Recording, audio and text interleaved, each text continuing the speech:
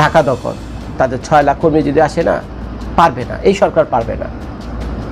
এখন আর আপনারা যারা এই সরকারের সমর্থক, তারাও আপনারা বুদ্ধি একটু মাথা খাটায় একটু ভাবেন, এই সরকারের পক্ষে সম্ভব কিনা আওয়ামী লীগকে ঠেকানোর জন্য। আওয়ামী লীগ কতটা দুর্ধর্ষ, কতটা ভারত তো, আওয়ামী লীগ তো বেঁচে গেছে, পার্শ্ববর্তী দেশ ভারত, কেউ নৌকায় উঠায়, কেউ লুঙ্গি উঠায় দৌড়ায়, কেউ বর্ডার দেয়, কোনো মতে পার হয়ে গেছে। ভারত সরকার তাদেরকে আশ্রয় দিয়ে দিয়েছে, কারণ ভারত তাদেরকে বন্ধু মনে করে।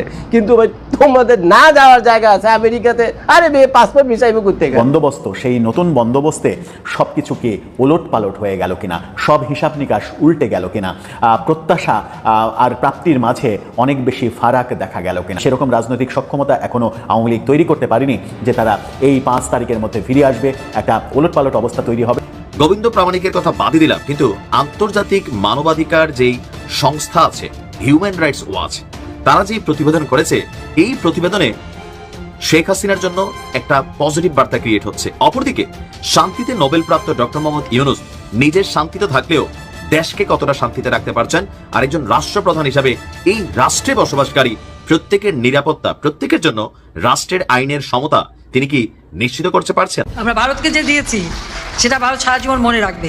এক সময় ছিল যার নামটা উচ্চারিত হওয়া মানেই মন্ত্রীদের মেরুদণ্ড সোজা, থেমে যেত টিভির রিমোট, আর গণতন্ত্র চলতো রিভার্স গিয়ারে। তবুও করতালি থামতো না। শেখ হাসিনা, যিনি দুনিয়ার সবচেয়ে স্থিতিশীল অনির্বাচনের রূপকার হিসেবে ইতিহাসে নাম লেখান, এখন নীরবে দিন কাটাচ্ছেন দিল্লির অভিজাত এলাকায়। সুপ্রিয় দর্শক মন্ডলী, আসসালামু আলাইকুম ওয়া রাহমাতুল্লাহ। আশা করি সবাই ভালো এবং সুস্থ আছেন। স্বাগতম জানাচ্ছি আমাদের আরেকটি নতুন ভিডিওতে। সুপ্রিয় দর্শক মন্ডলী, ভিডিওর থাম্বনেল, টাইটেল, ভিডিওর কিছু অংশ বিশেষ দেখে আপনারা ইতিমধ্যে ধারণা করতে পেরেছেন আজকের ভিডিওটি কতটা গুরুত্বপূর্ণ। সুপ্রিয় দর্শক মন্ডলী, আসুন আমরা কথা না বাড়িয়ে সেই সম্পূর্ণ বিস্তারিত আলোচনাটা দেখে আসি। তার আগে আপনাদের প্রতি আমার ছোট্ট একটা রিকোয়েস্ট, যারা আমাদের চ্যানেল এখনো নতুন, চ্যানেলটি সাবস্ক্রাইব করে, লাইক, কমেন্ট, শেয়ার করে আমাদের সাথেই থাকুন। তাহলে চলুন আমরা সেই বিস্তারিত আলোচনাটা দেখে আসি। জুলাই বিপ্লবের বর্ষপূর্তি, আগস্ট মাস চলে এসেছে। আগস্ট মাস যখন চলে এসেছে তার 3 দিন পরেই সেই কাঙ্ক্ষিত সময়ও চলে আসবে। 5 আগস্ট, যেদিন শেখ হাসিনা সরকারের পতন হয়েছিল, জুলাইয়ের বিপ্লব যারা করেছিলেন তাদের বিজয় হয়েছিল। সেই ঘটনার পরে 1 বছর পূর্তি হয়ে গেল।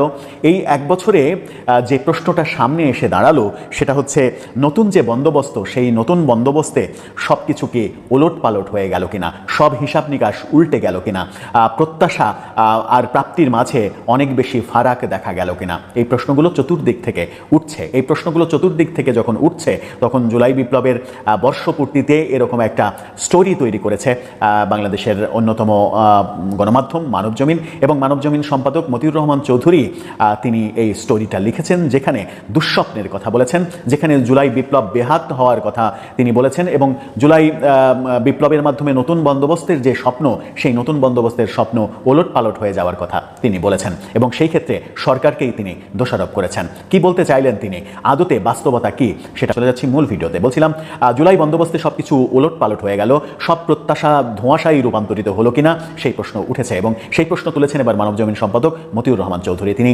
মানবজমিনে শিরোনাম করেছেন, নতুন বন্দোবস্তে সব কিছু কি ওলট পালট হয়ে গেল। শিরোনামটা আপনারা দেখে নিতে পারেন। সেখানেই তিনি বলছেন, আগে জানতাম বিরোধীরা মতলববাজ, গুজব ছড়ায়, আতঙ্ক তৈরি করে, এখন দেখছি সরকারও তাই করে।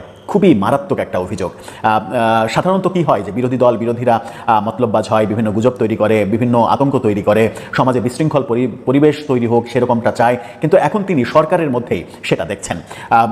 তিনি বলছেন যে সৃষ্টি করে ভীতির মাঝে, কি নতুন বন্দোবস্তে কি সব কিছু ওলট পালট হয়ে গেল, অর্থাৎ আগে বিরোধী দল যা করতো এখন কি তাই সেটা সরকার করছে। কি হতে যাচ্ছে এই সপ্তাহে, বাজারে অনেক কথাই চাউর হয়ে আছে, ওয়েব দুনিয়ায় চাঞ্চল্যকর সব খবরাখবর। কেউ বলছেন পতিত শক্তি ফিরে আসার নানান ফন্দি ফিকির করছে, তারা নাকি 5 আগস্টের আগেই সব কিছু ওলট পালট করে দেবে, যদিও বাস্তবে তার কোনো ভিত্তি নেই, যে কথা আমরা আমাদের ভিডিওতে বারবার বলেছি, যে সেরকম রাজনৈতিক সক্ষমতা এখনও আওয়ামী লীগ তৈরি করতে পারেনি যে তারা এই 5 তারিখের মধ্যে ফিরে আসবে, একটা ওলট পালট অবস্থা তৈরি হবে। কিন্তু সেই ভীতিটা ছড়িয়ে দেওয়া হচ্ছে, সেই ভীতিটা সরকার থেকেও ছড়িয়ে দেওয়া হচ্ছে, তেমন কথাই মতিউর রহমান চৌধুরী বলেছেন। একজন মেজরের ছক ফাঁস হয়ে যাওয়ার পর অনেকেই অঙ্ক মেলাচ্ছেন নানাভাবে। হাসিনার মসনদ কি ফিরে পাওয়া এত সহজ? ক্ষমতা হারানোর দিনে ক্ষমতা ফিরে পাওয়ার ইতিহাস পৃথিবীতে নেই বললেই চলে, তেমনটাই বলছেন। বাংলাদেশেও 21 বছর লড়াই করে আওয়ামী লীগ ক্ষমতা ফিরে পেয়েছিল, কিন্তু সেটা ষড়যন্ত্র করে নয়, নির্বাচনের মাধ্যমে। তখনকার তখনকার প্রেক্ষাপট ছিল ভিন্ন, কিন্তু এখন একদিকে মানুষ হত্যা, অন্যদিকে দুর্নীতির কলঙ্ক আজ শেখ হাসিনার রাজনৈতিক ভবিষ্যৎ অনিশ্চিত করে তুলেছে। এই দুটো তার পিছু ছাড়ছে না, ছাড়বে না বলেও তিনি মনে করেন। অভ্যুত্থানের শক্তিগুলোর মধ্যে নানা বিষয়ে অনৈক্য তৈরি হয়েছে। যখনই সংকট সৃষ্টি হয় তখনই প্রফেসর ইউনূস পতিত সরকারের ফিরে আসার ভয় দেখান, এরপর সবাই চুপ হয়ে যায়। অর্থাৎ সংকট তৈরি হলেই তিনি পতিত সরকারের ফিরে আসার এক ধরনের ভয় তৈরি করেন, সেই ভয়টা সরকার থেকেই ছড়িয়ে দেওয়া হয়। অতি সম্প্রতিও তাই দেখা গেল। তাহলে এমন কি ঘটলো? অনেকেই বলছেন দৃষ্টি অন্যদিকে ঘুরিয়ে দেওয়ার জন্য এটা একটা পুরনো কৌশল, অর্থাৎ সেই কৌশলটা সরকার থেকেই নেওয়া হচ্ছে। চাঁদাবাজির ঘটনায় সারা দেশে যখন তোলপাড় হচ্ছে তখন দৃষ্টি অন্যদিকে ঘোরানোটাই সরকারের মূল কৌশল। খুবই ভয়াবহ একটা অভিযোগ করেছেন মতিউর রহমান চৌধুরী। বলছেন হাইরে রাজনীতির খেলা, মানুষ যাবে কোথায়? কিছু হলেই যেখানে রাস্তা বন্ধ করে ক্ষমতার মহড়া চলে তখন এটা ভেবে আর কি লাভ। তবে আশ্চর্য হতে হয় প্রেস সচিবের বক্তব্যে।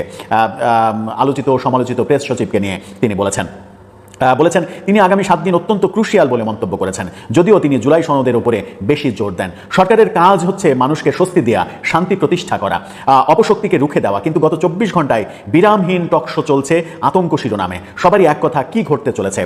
টানটান উত্তেজনা। লিওনেল মেসির পায়ে যখন বল থাকে তখন উত্তেজনায় কাঁপতে থাকে গোটা স্টেডিয়াম। এবার কিছু ঘটবে, সবসময় ঘটে না, তারপরে উত্তেজনার কমতি নেই। এরকমই অবস্থা তৈরি হচ্ছে। দেশের একজন সিনিয়র সাংবাদিককে প্রফেসর ইউনূস প্রেস সচিব হিসেবে বেছে নিয়েছেন। আসসালামু আলাইকুম। কারো পৌষ মাস, কারো সর্বনাশ। ডক্টর মোহাম্মদ ইউনূসের জন্য নির্বাচনের আগের যে সময়টা খুবই খারাপ যাবে। একদিকে গোবিন্দ প্রামাণিক বিশ্বকে দেখিয়ে দিতে চায় যে এই সরকার মৌলবাদকে প্রাধান্য দিচ্ছে, হিন্দুদেরকে নিরাপত্তা দিচ্ছে না। এটা নিয়ে গতকালকে আমি একটা নিউজ করছিলাম যে গোবিন্দ প্রামাণিক কিভাবে কিছুটা ভুয়া তথ্য দিচ্ছে, নাম্বার 1।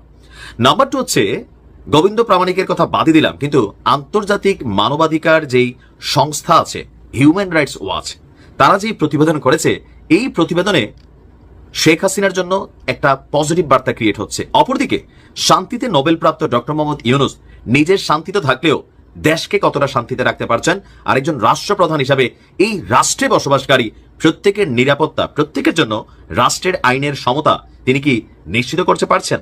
মানবাধিকার কি এখনো ভুলন্টিত হচ্ছে নাকি আসমানে উঠছে? হিউম্যান রাইটস ওয়াচের এক প্রতিবেদনকে ঘিরে দেখা দিয়েছে নতুন বিতর্ক। আপনার প্রচ্ছদ এমন, শেখ হাসিনার দেশ থেকে 1 বছর পরও মানবাধিকারের সংকট বাংলাদেশে প্রকট। এটা কিন্তু সত্য। মব জাস্টিস থেকে শুরু করে অনেক কিছু এই দেশে এখনো ঘটছে। দর্শক, জুলাই আগস্ট আন্দোলনে আপনার শেখ হাসিনার সরকারকে যখন উৎখাত করা হয়েছিল, এরপর ডক্টর মোহাম্মদ ইউনূসের নেতৃত্বে গঠন করা এই অন্তর্বর্তী সরকার মানবাধিকার রক্ষার চ্যালেঞ্জিং যে কর্মসূচি, সেটাকে বাস্তবায়নে ব্যর্থ হচ্ছে।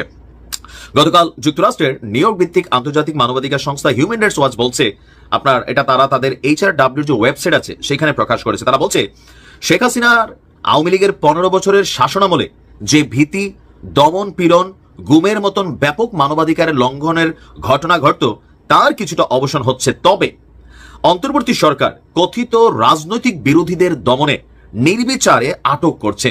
মানবাধিকার সুরক্ষায় তারা এখনো কাঠামোগত সংস্কার আনতে পারেনি। শব্দটা দেখবেন যে কথিত রাজনৈতিক বিরোধীদের দমনে, মানে এখানে আওয়ামী লীগকেই ইস্যু করা হচ্ছে, অথবা আওয়ামী লীগ ট্যাগ দিয়া যাকে তাকে যে গ্রেপ্তারের ইস্যুটা, এটা নিয়েও এখানে আসলে আলোচনা করা হয়েছে। হিউম্যান রাইটস ওয়াচের এশিয়া অঞ্চলের উপপরিচালক মীনাক্ষী গাঙ্গুলি তিনি বলছেন, মানবাধিকার ভিত্তিক গণতন্ত্র গড়ার আশায় 1 বছর আগে যারা শেখ হাসিনার নিপীড়নমূলক শাসনের বিরুদ্ধে জীবনের ঝুঁকি নিয়ে বিক্ষোভে অংশ নিয়েছিলেন, তাদের সেই আশা এখনো পূরণ হয়নি। অন্তর্বর্তী সরকার যেন একটা জায়গায় আটকে আছে। একদিকে সংস্কারবিহীন নিরাপত্তা বাহিনী, অন্যদিকে মাঝে মধ্যে